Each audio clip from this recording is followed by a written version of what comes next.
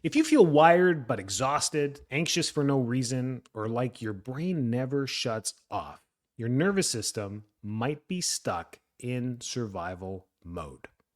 Most people aren't tired because of life. They're tired because their nervous system never turns off. Today, I'm going to explain nervous system regulation in a way that actually makes sense and give you real ways to reset it.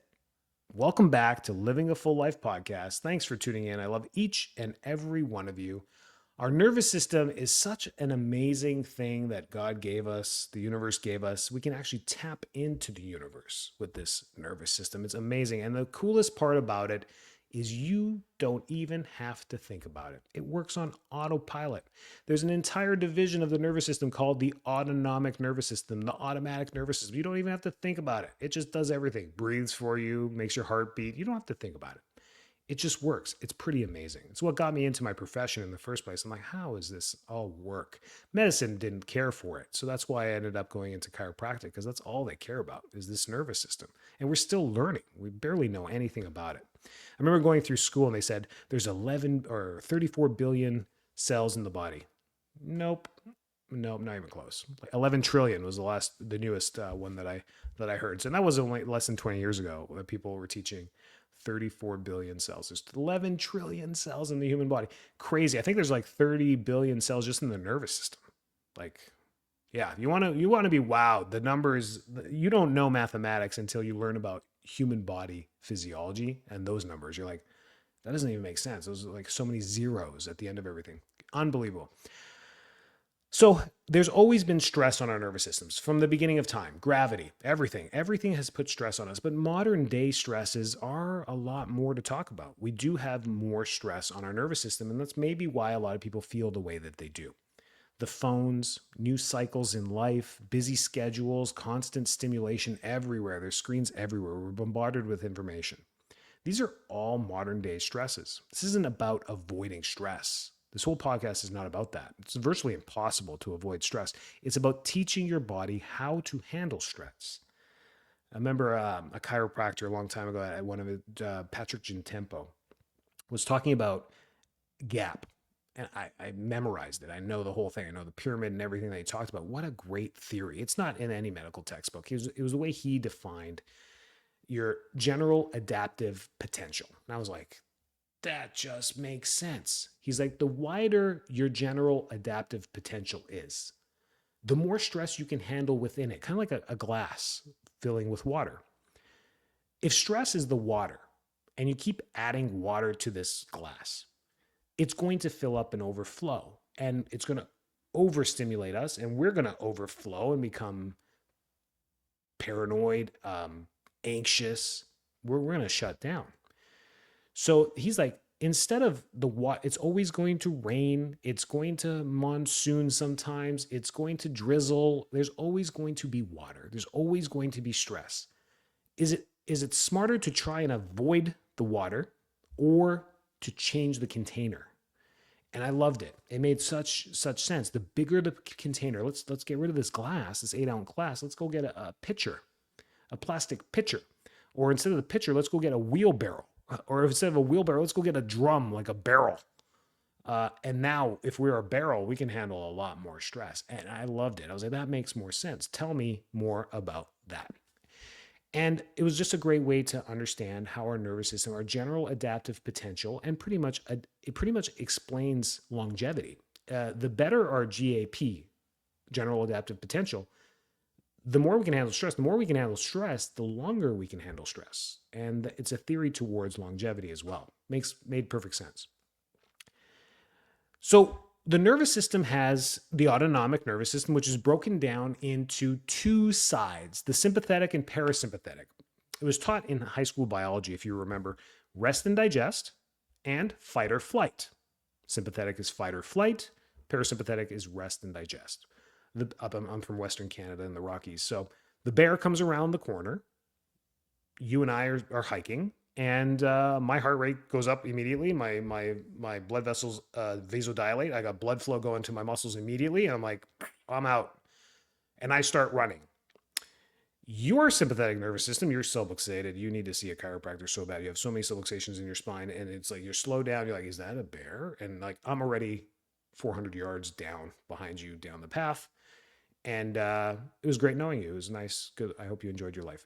And then I continue on with my life. And that's about the health of the nervous system. That's how it works. Fight or flight. Who can fight or flight in immediate control? And that's from stress response. The bear, um, your cortisol goes up. You have some shallow breathing immediately so that the muscles can activate. But that's from stress. The bear was the stress. Work can be the stress. Finance can be the stress. Traffic can be stress. Anything can be stress. Life events, deaths in the family. Stress can come in, and we do that sympathetic response.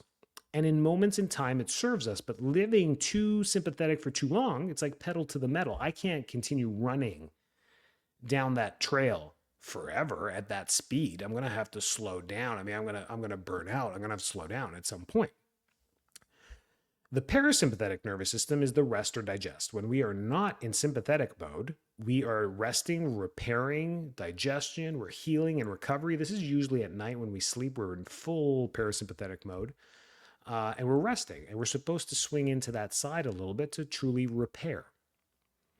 Your nervous system is like a gas pedal and a brake. I love that one. Most people are driving with the gas slammed down all day at 110 miles an hour.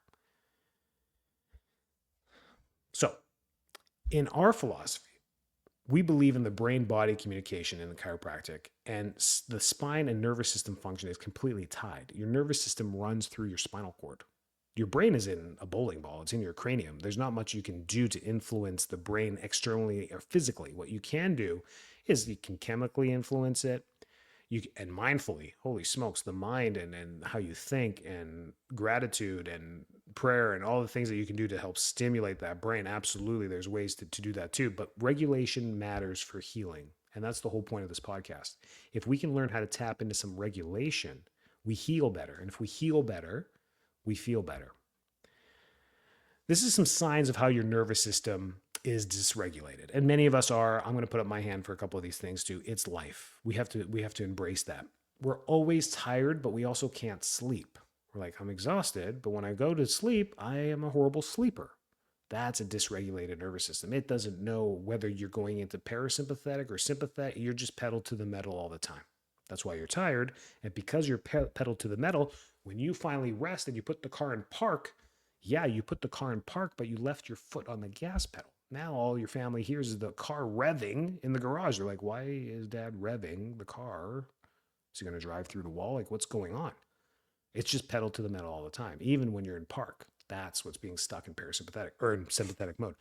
Anxiety or irritability, easily irritable or always anxious. Neck and shoulder tension. People say this all the time. I keep all my stress in my shoulders. Yeah, that's where it goes. It goes as close. The brain is trying to deflect the stress, and it deflects the stress through our muscular system. There's a whole link with this. This is where acupuncture and the meridians fall into place.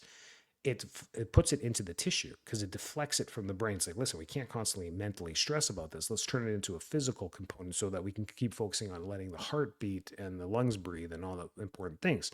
So it moves it down. That's the closest major muscle group to the body is the trapezius. That's where your scalenes feel it, the jaw feels it, all of those smaller muscles feel it too, but we end up feeling our traps. Digestive issues, because the gut brain connection is huge. Cravings for sugar or caffeine, those start to go up. You're like, man, I just need sugar. You just want sugar. You just want sweets. You're doing that. It's because you're stressed and or more caffeine.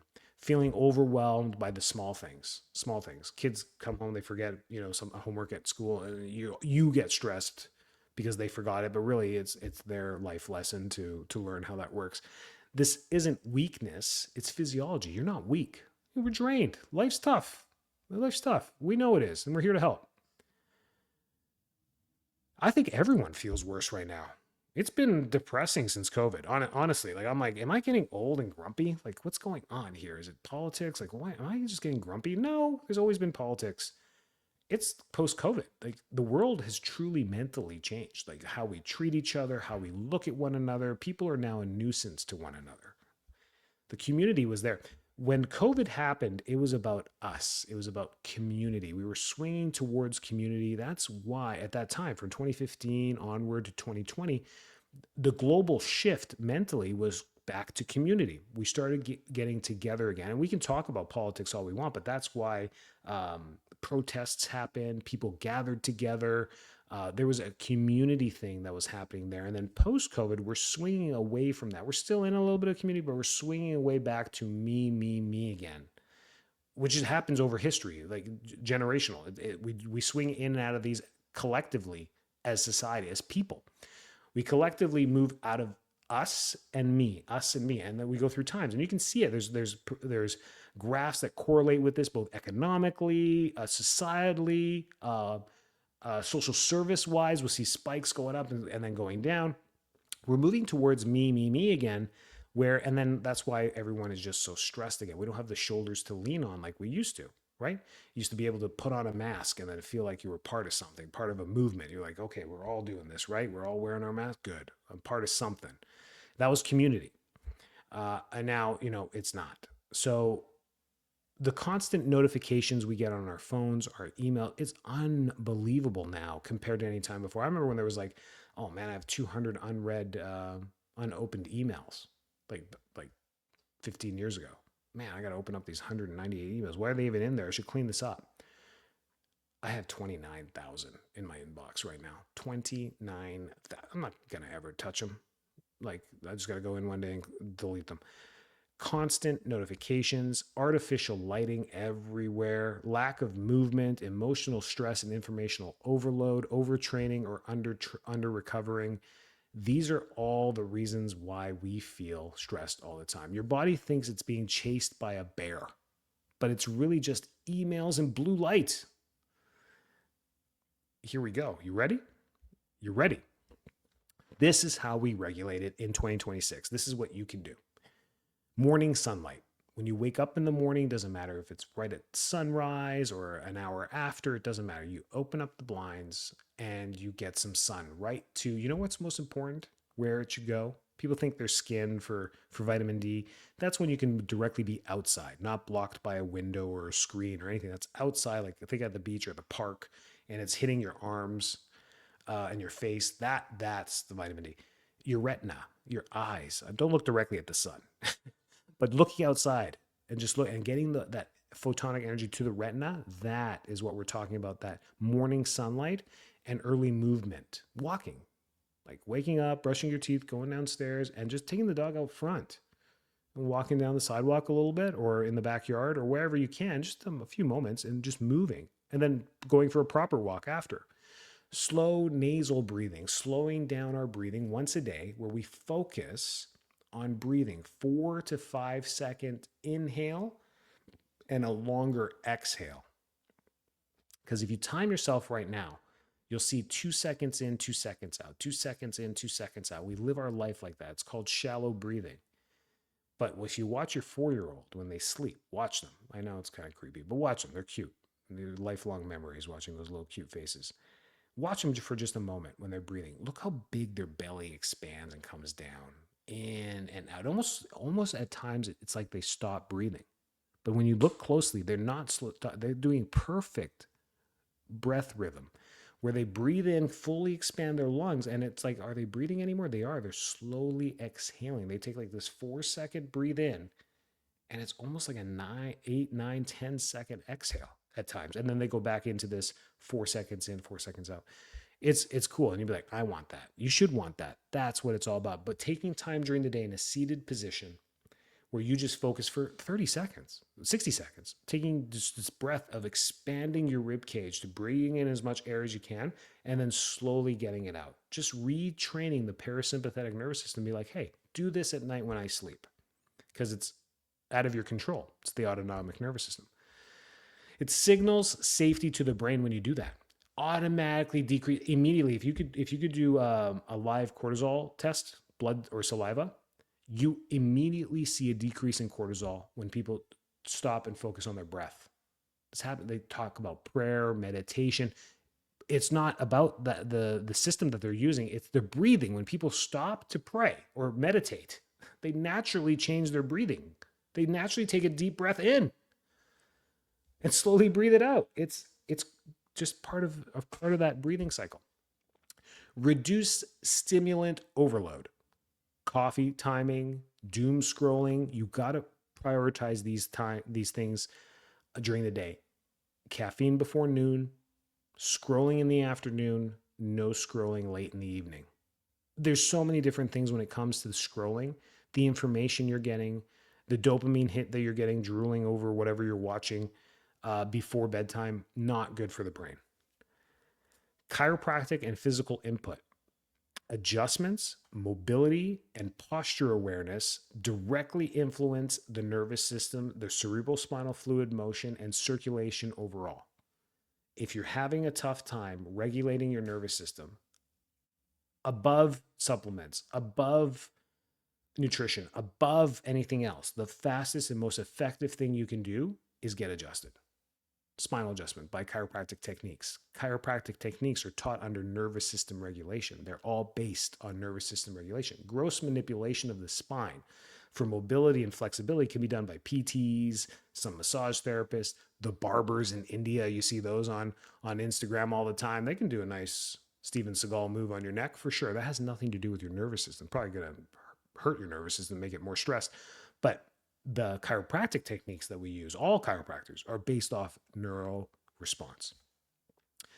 Evening wind down ritual. I love this one. Lights go down, you dim them, you give yourself a few moments of cool down, and then the screens are off earlier, and then you have a consistent bedtime. If it's 10 p.m., it's 10 p.m. You turn things off at 9:30.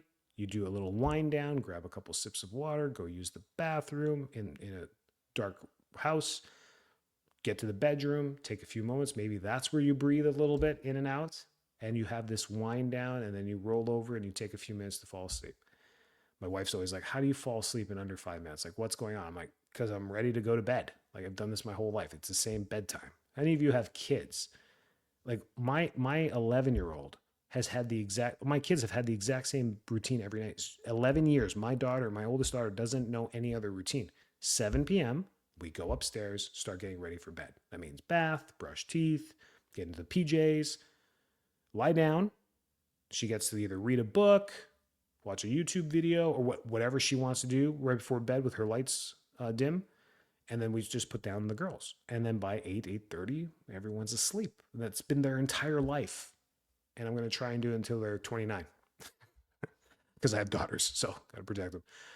No, we'll try and go as long as we can. Clinical observations that I have seen in my practice. People who look healthy but are chronically stressed. It happens all the time. We put on a mask, we try and look good and strong, but underneath we're struggling. Athletes that are overtraining way too much and wondering why their energy is just not there. Moms running out of adrenaline. Yes, I wish I had a quick fix for you moms, but without you, our species is hooped. It's a tough gig being a mom, especially with new babies. Professionals that are stuck in fight or flight. Your career overtakes your life, and I get it. You're trying to move forward, move the needle, create a legacy and a foundation of financial strength for your family. That's a noble thing to do, but sometimes it overtakes our life. Just assess those things. The bigger message from today's podcast, when your nervous system feels safe, your body heals better. Your mind is clearer and you show up better for your family and your life. That's how your energy improves. It's how your emotional resilience improves. It's how longevity improves too. That is the nervous system in under 20 minutes. Try and tie in some things there. Improve your sleep. Limit caffeine. Have caffeine, just limit it. That third coffee at 2 p.m., probably not the best decision. And share this episode. Help people understand the basics. We take evidence, we take the research, we take what works and helps people, and we put it into these quick 20-minute podcasts. Everything is cited. If I sat here and cited everything that I'm talking about with every citation through JAMA and the health organization and all the articles they come from, the podcast would be long. But these are all cited information, evidence based that we talk about with the photons hitting the retina and all the things we talk about. So everything comes from evidence based. This is not theory. I'm not sitting here preaching. This is just regurgitation of evidence that I feel, in a nutshell, is understandable and helps you and your families move forward towards wellness and away from illness. That's the whole goal. Stay well, stay healthy, and I'll catch you next week, just like I always do.